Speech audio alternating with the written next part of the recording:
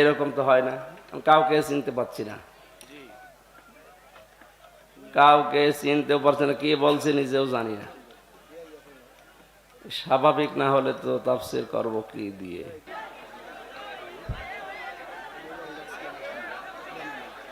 না, আমার তো স্বাভাবিক অবস্থান নেই, আমি আমি আমার কন্ট্রোলের বাইরে, আমি কিছুই বুঝতে পারছি না।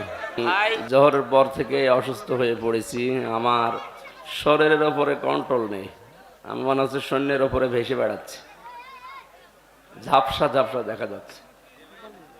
এই 11টার দিকে এক ডাক্তার দেখিয়েছিলাম, ঔষধের ডোজ মনে হয় রিয়াক্ট করেছে।